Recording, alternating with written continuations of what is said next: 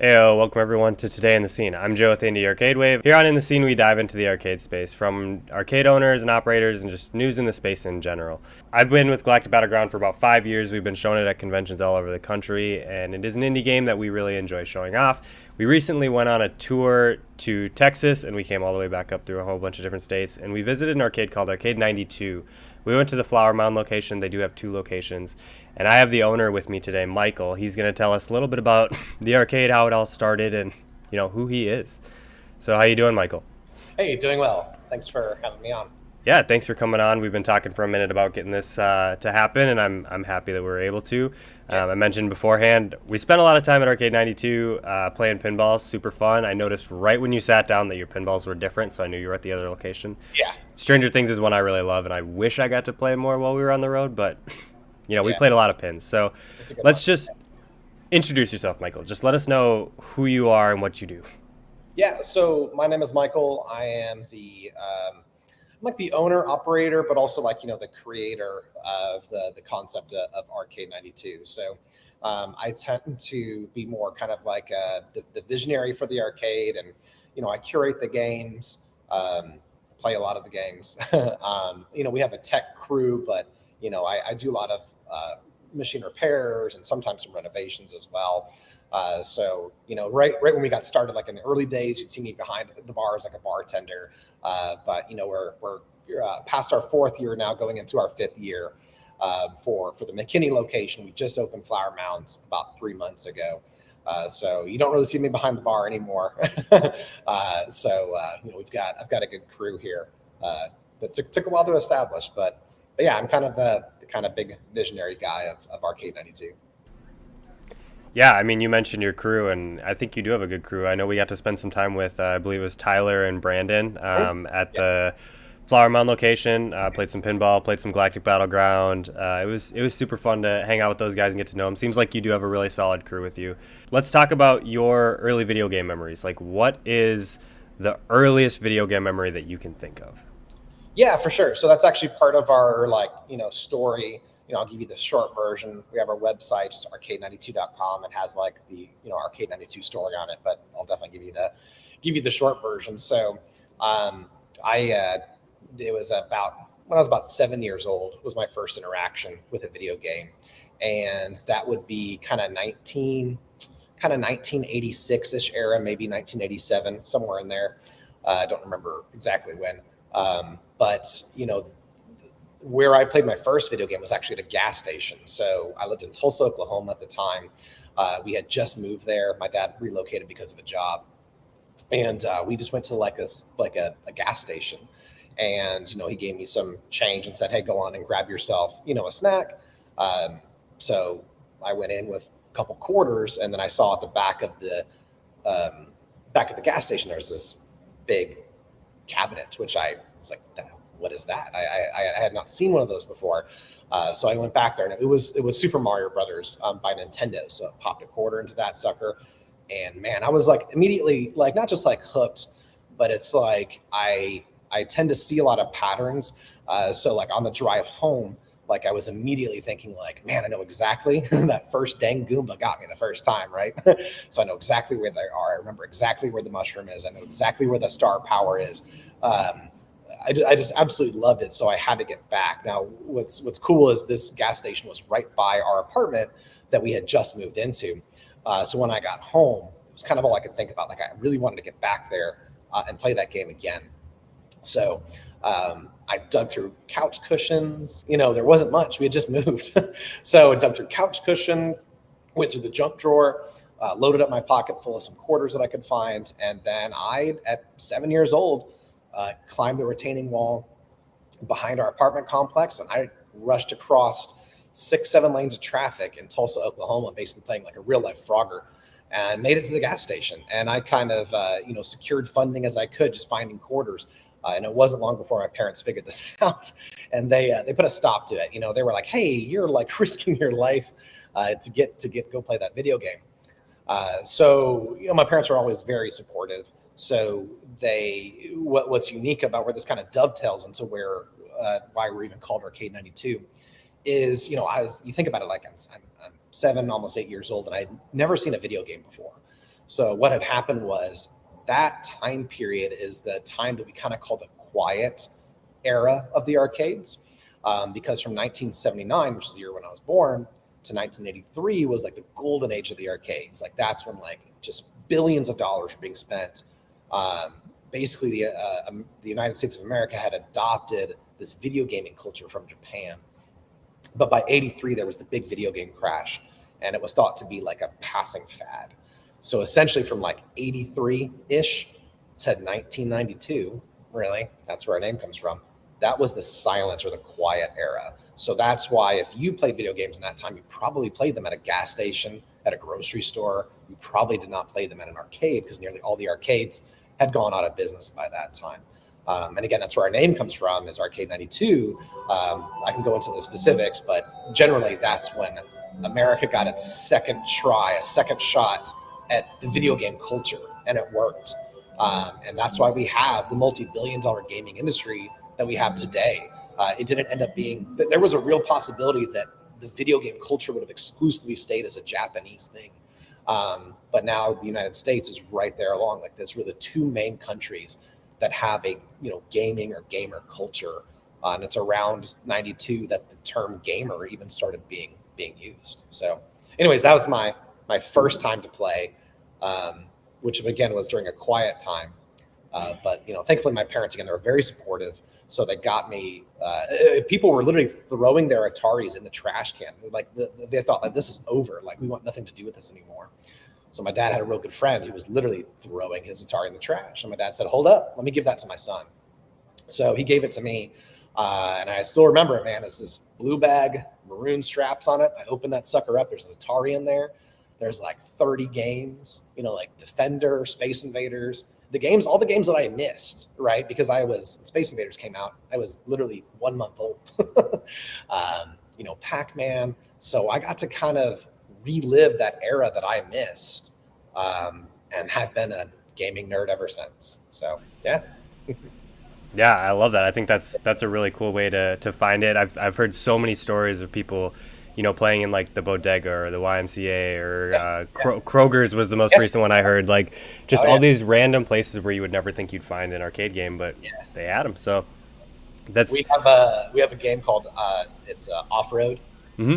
Ivan Stewart's Off-Road, and people are like, "Oh man, I love this game." And I was like, "You played this as a grocery store at a grocery store as a kid, didn't you?" They'd be like, "How'd you know?" Yeah, just and I was like, "Yeah, I mean that's where they were. That's where weird spots, wherever they could, where they could put a game and make a little bit of money is what was happening." Absolutely. So we've got the idea of like how you came up with the name and everything. How did you start Arcade 92? Like where did it go from this idea to actually conceptualizing it into a location and having games there? Yeah, so I'm gonna kind of go into a sad story and then make it kind of a happy story, right? So, this is gonna sound wild, but you'd think, oh man, I've been in video games my whole life. That's always been my job, always been my career, and that's not the case at all. So, I was actually a wedding photographer for 20 years, and that was my career. And the thing about wedding photography is you can do it at any age, but man, it's a lot easier when you're 25. Than when you're like 40. So I knew there had to be kind of this end game for me. Like I couldn't, there's some people do it and more power to them, but it's a lot of hard work. It's a lot of agility, crawling on the ground to get perfect angles and stuff. So I knew I had to kind of get out around age 40-ish. And that was just kind of my own somewhat made up benchmark. And at that time, when I was starting to kind of look for something different to do, I was really kind of hustling. I was trying to kind of wrap up that career and save up some retirement money. And I was really kind of hurting myself, mentally, physically, all those things. And around that same time, my father told us, he got the family all together and said he had an aggressive form of cancer, and his time was very limited. So he pulled me aside and he's like, hey, I know it's super cliche, but make time to play, like make time for recreation. He's like, I see you working so hard. He said, again, it's very cliche, but no one says, man, I wish I would have worked more. You know what I mean? So he encouraged me to kind of, have fun, with life. And the time I remember the most is that time period when I was, playing Sega Genesis, going to the arcades, the Tilt, playing Super Nintendo and all those things and the original NES. And that was what I remember having a lot of fun. So I was like, let's just do that again. I really enjoyed it. So I started collecting like old consoles. I started collecting like my first 3 games were like Centipede, Mortal Kombat 3, and oh gosh, what was the third one now? Oh, Galaga, of course. So like, those are kind of the games I was like, man, I really remember enjoying those. So the game room in the house, that started getting not enough space. Then the garage was not enough space. And at a point I realized like, this is really good adult therapy. Like this is really great, and now, before I was 13, now I'm 40 and I can have a cocktail while I'm playing. So I wanted to kind of create that to be bigger than just me. So our slogan at the arcade is "It's time to play again." So that is inspiration from my dad, and again, we are family friendly here for sure, but we are built. Every decision, every design, every game I pick is designed to give a nostalgic experience to someone that's similar in my similar life, stage. But I did want to have it. Like I've got 2 sons. One just turned 18, and a 14-year-old as well. And like I wanted them to be able to share it. And you could show them Galaga, you could show them Pac-Man, and they enjoy it. And then about 15, 20 minutes later, they're like, cool, we're kind of done.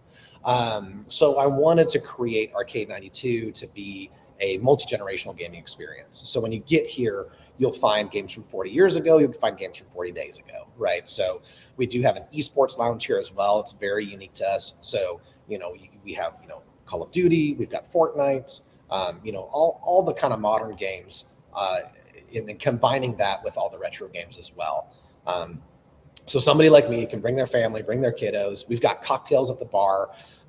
So, with the female gaming industry is increasing so much, but when I was growing up, it was 98% guys, right? So we would have wine here, we have cocktails, and right behind me is pinball. Man, the women really seem to enjoy pinball. And wherever we see like a line of women lined up to a game, it's either Miss Pac-Man, Centipede, or pinball. So we just wanted a little bit for everybody. Our goal is, again, a nostalgic experience, but if you don't get that nostalgic feel goods, then maybe we could just show you, like if you're 25, you're not going to have a nostalgic experience, but we can show you a time that you missed. And we can also show you or provide for you modern stuff, like again, Call of Duty or Apex or Fortnite or Rocket League. It's a big one as well. So, but yeah.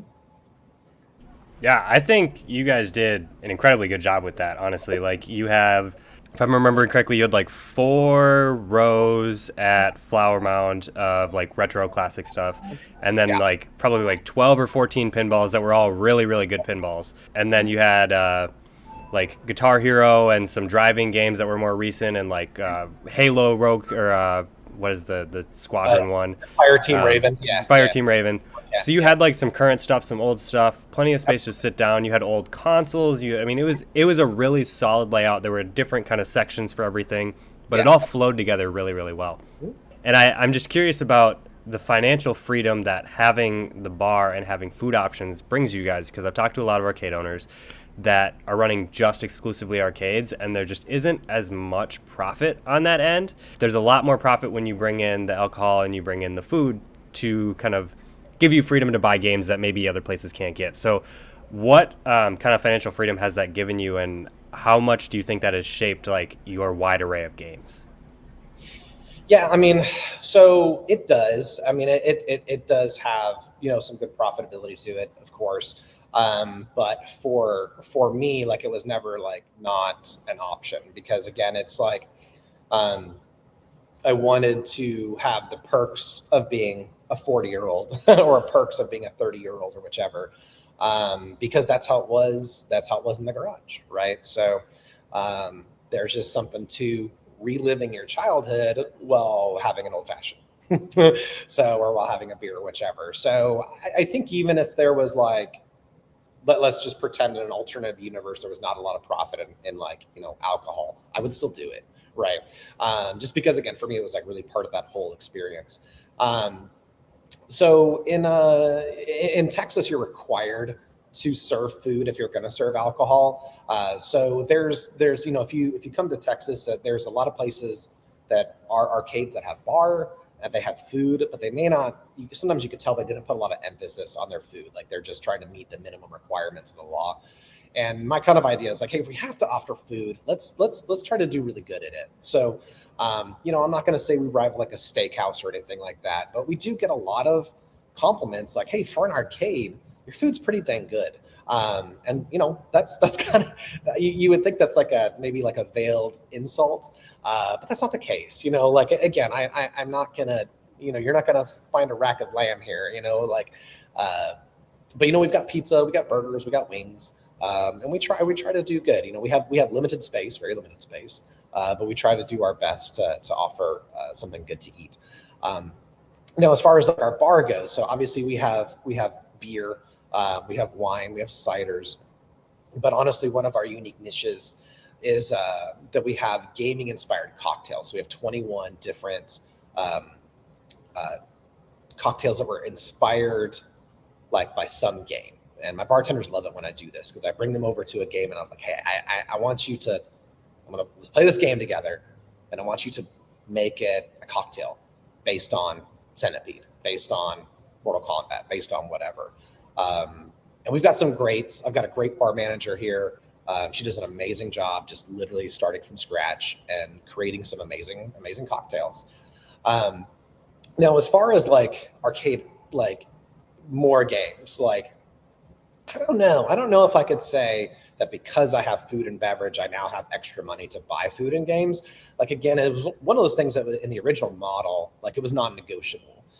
So we always are trying to find new games. Like we're always on the hunt to get at least a couple new titles and swap things out. Now between the two locations, between here in McKinney and in Flower Mound, I could swap out games on a pretty regular basis. But we're always looking for new games. We're always going to auctions, always scouring people who are selling games from their game rooms. And as you see pinballs behind me, we buy a new pinball machine every 3 months, right? Now, one has to go to make room for one coming in. So I kind of made that as part of the original design, is that we didn't have to be like, oh, okay, if we have X amount of dollars this month, we can buy a new game. Like it was kind of like rolled in as like a planned budget line to keep new games coming in. And back when I started 5 years ago, you could get a Miss Pac-Man for $500. Now it's like $1,200 if you're lucky, if you can find something like that. Gallon is kind of the same way. The average game used to be $500 to $700. You can sometimes find some for $200. I've got a Guitar Hero here. I bought it for $1,100, and I thought that was crazy. I was like, God, do we really need this game? That's a good price. Yeah, that was 5 years ago. But today, I have not seen, in the last 3-4 years, I have not seen one sell for under 5,000. Sometimes they get up to 6, even 8,000, which is shocking. So it's tougher. It's tougher to fit it in the budget now. But it's there's a couple things. Like it's part of the experience. But there is also a finite number of games out there, right? That's one of the trick about the retro nostalgic experience is that book is closed, right? There was X amount of games made, and there won't be more, right? Unless you're playing a modern game.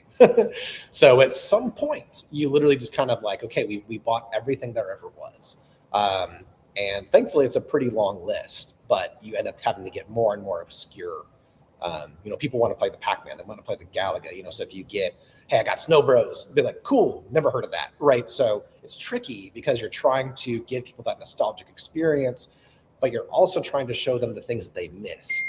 And that's, again, a great idea from the Quiet era. So that 1983-ish to 1990-ish would be games that people almost never heard of. So you can kind of balance that. Hey, here's the retro experience, and here's a unique experience of a game that you never heard of before. You'll see a lot of arcades tap into the Japanese game market. So like whenever it's okay, everyone's got their fill of the games they know about. Let's scour Japan and figure out what games they had. So you'll see a lot of. We have a couple here. We have a couple in Flower Mound as well of some modern games or some retro games that just never even made it over here to the States. So you'll start seeing that more and more as this model continues to expand and grow in the country. Yeah, I mean, I think you guys are doing a good job with it, just having, a different selection at every arcade. And I thought your games were in really good shape as well, which is always a huge bonus. That's tough. Um, yeah, and you said like the new games that are coming out, like the indie games. I noticed that you had a Killer Queen, and we brought in the Galactic Battleground for people to try out. It seemed Yeah, like Brendan and Tyler really liked it. they did. Yes, they did. Yeah. So let's talk about what you think about the indie games. Obviously, I don't know how much you know about them. There is like 10 or 12 of them out right now that are available for purchase. But what do you think about the indie arcade scene, and will you be adding more of those games to your arcades? So yes is the short version, because again, like I said, the whole retro thing is a finite experience, right? Like there is at some point where, especially if you travel to different arcades, and there's so many in the DFW area, that you're like, okay, I kind of did it all. Like there's a couple like obscure things out there, but if I play them, great. If not, whatever. It is that unique experience, and that's where a lot of your modern indie games are going to come in. So you mentioned Killer Queen, right? So Killer Queen is one of those games where people come in for the retro experience, but they get to play something like Killer Queen, and it's amazing. And I try to think. So let's go through this possible future happening right now, right? So in 79, 80, 81, you had Space Invaders. Space Invaders didn't know, hey, we're about to start an entire industry, right? They didn't know that, right? When they came out with Pac-Man, like they were like, we didn't know that we're about to create a multi-billion dollar idea, right? So we look at like that 79-ish to 83-ish era, and that's generally considered to be the golden age of the arcades, okay? So there was some time before that. Again, that's where you could start getting some kind of obscure games. And if you go back far enough, you got 72 coming out with Pong. Did Pong know that it was going to be like setting this entire subculture of America when it came out with that? Probably not. Somebody was just like, hey, I have a unique idea. Let's take this new idea of these video games, and let's make it to where people have to pay a quarter, just like a kind of like a jukebox, right? So they didn't know that was going to happen. So fast forward now. So, 1992, people are going to get caught up in the terminology. There's technically the golden age is 79 to 83. The silver age is 91 to 99.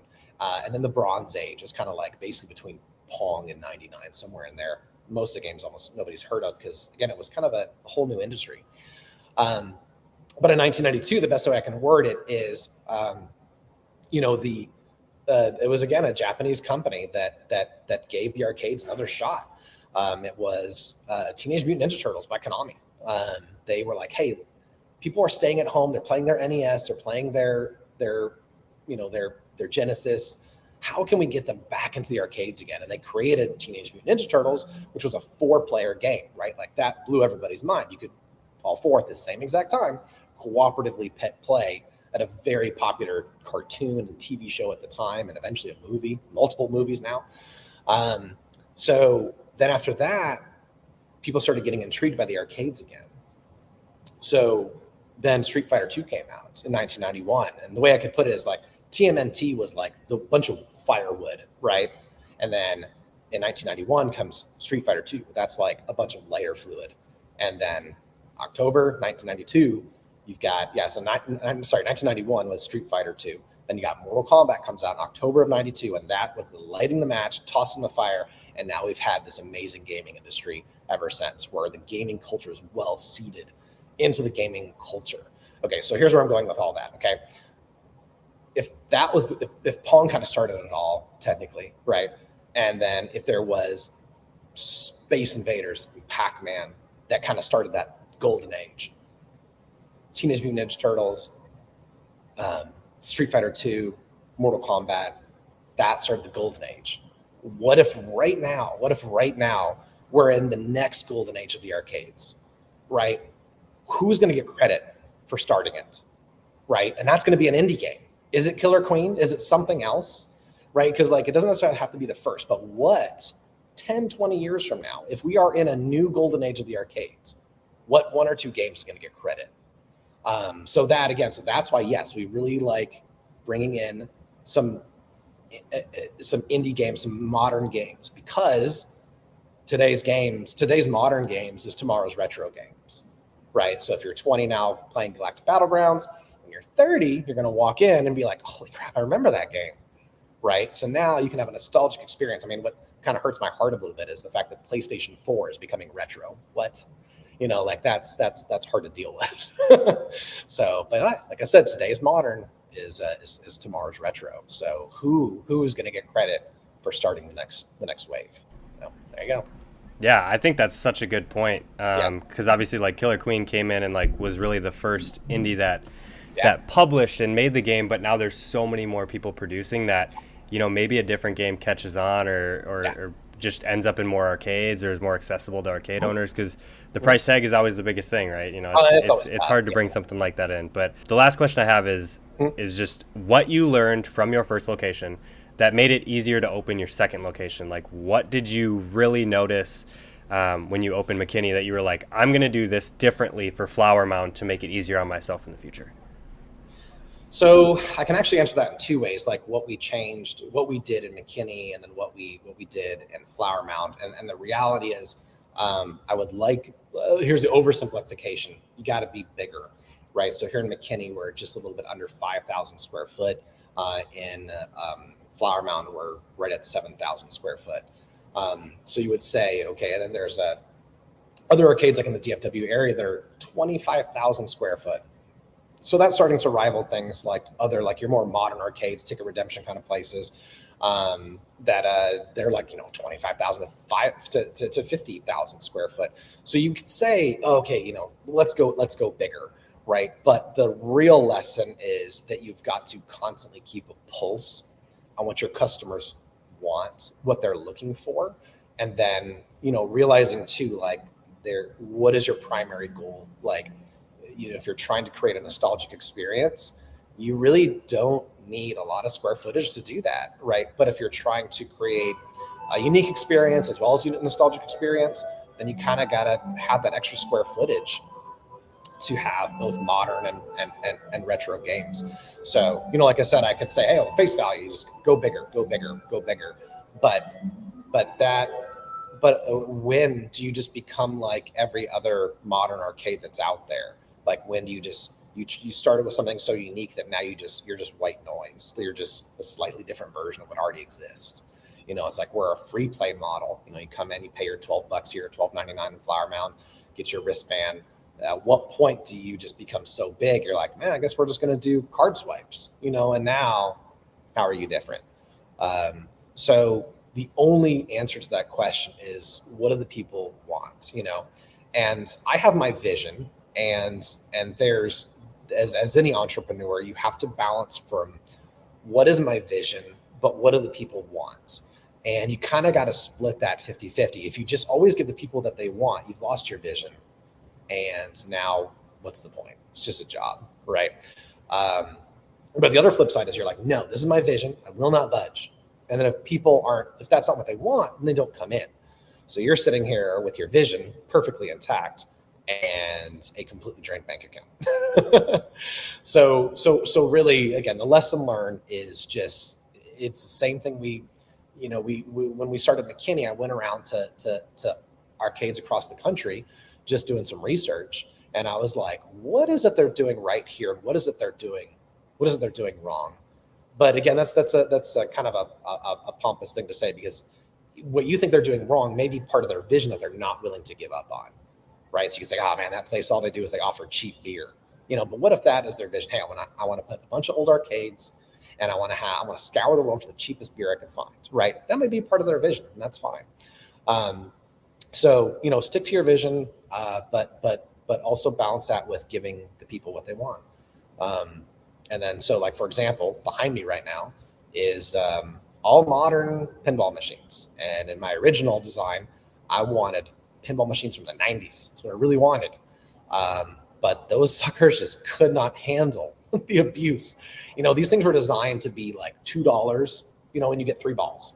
And then when you lose, you got to put another $2, right? That's what they were designed to be like. But we had a Terminator 2 here. We had an Austin Power. And we fixed these suckers about once a week. We were fixing those other 90s games like hourly, like every few hours we had a significant repair to do. So that's something that I had to give up on. I had to be like, well, I could give the people what they want, which is pinball machines. but they're broken constantly, you know. So we did have to modernize our pinball fleet just so they could survive the number of people that we have coming in here. So that's a great example of being somewhat flexible on your vision. But the cool thing is I do get to kind of work it out a little bit. You'll see behind me. Oh wait, the camera's reversed. There we go. Foo Fighters, right? Man, that's 90s. You know, Jurassic Park, that's 90s. Rush, you know, well, Rush also made it to the 90s, but beforehand. And Stranger Things, my goodness, the whole thing is kind of like built on this retro concept. And Godzilla's been around since like, you know, whatever, 1800s. So it's cool because, you know, I'm still able to hold on to that, you know, 90s themed stuff. But they're modern games. So it's a good compromise. Give the people what they want, but still be able to maintain a vision. Right. I mean, that's a lot of what we talk about in the indie space is retro inspired modern designed. So you have like, I mean, Galactic Battleground it's an homage to Asteroids and Galaga. We absolutely love Galaga. We don't stray away from the fact that it's, you know, very much like it, but it's not going to break down on you. You're not going to be fixing the game. It's very simple. It's very easy to play. It's easy for anyone to get into, but you know, it still has that Galaga feeling. Like even while we were on tour, we had someone come up to the cabinet and he was like, I remember playing this as a kid. I was like, 5-year-old game, but we totally appreciate you remember playing it as a kid. That's really all I had for you, Michael. I really appreciate you coming on. Just before we wrap everything up, just shout out social media so that people can find you and follow along with the journey. Yeah, so just on Facebook, it's just, you know, at Arcade 92 Mckinney or at Arcade 92 Flower Mound. And then on, you know, Instagram as well, same story, just at Arcade 92 Flower Mound, at Arcade 92 Flower Mound, whether you're Facebook or Instagram. It is tricky now having 2 locations. Like, I love it, but yeah, I'm like, ooh, now I have to do everything twice. But of course, there's our website, so just arcade92.com, and then you can select the location that you're interested in. And we do have one YouTube channel that's shared through walkthrough videos, and I do stories on games. For example, we recently just did a story on the story of Donkey Kong, and it's really quite a fascinating story. It's one of those things where, you know, we know Nintendo today because they were told no. They met a lot of resistance here whenever they came to the United States, and because they were told no, it gave them the opportunity to pivot. And part of that pivot was the creation of who we now know as Mario, which is now equally, if not more, recognizable than Mickey Mouse. So you can get the walkthrough videos there, but also like I'm editing a video right now. We just got Jaws pinball. Love it. Stern has definitely outdone themselves. And I'm doing kind of an instructional video on there. One of the hardest things to do is whenever you're playing pinball is you're like, what the heck am I supposed to be doing? I'm just going to keep hitting the ball towards the blinky lights. And generally that works out, but it's really fun when you know what you're supposed to be aiming for. And as the arcade, we get first dibs. We get games first. So nobody has a Jaws in their game room right now. Right now they will soon. So it's good because these things are 7, 8, 10 grand, sometimes even more. If you're going to make some kind of a big investment purchase on something like that, it'd be nice to know how it's going, you know, at the arcade. So I do like a little walkthrough video on it, and we're going to be posting that here pretty soon. So I'm excited about that one because it's a great pin, really great pin. I totally agree. I played it. I really liked it. I thought it was cool that you hit I think it was the chum bucket, then you like build the chum line, and then the fin comes up. You have to hit the fin. I was like, that's so many different layers, and the fin was cool. I was like, oh shit, how am I going to hit that? Because I'm still pretty new to pinball. I'm not very good at it yet, but it was cool. I've played a long time, and I'm still terrible. So. Well, again, thank you, Michael, for coming on. I appreciate you telling the story of Arcade 92, telling us a little bit about yourself. Thanks for letting us demo Galactic Battleground. I'm happy to talk to you a little bit more about it as well. But for anybody that's still watching, don't forget to like, share, and subscribe. It helps us a ton. The wave will continue to grow. We can all ride it together. The tabletop version and the Konami version of Galactic Battleground are available for sale right now, as well as the t-shirts for Indie Arcade Wave and Galactic Battleground. But until next time, peace.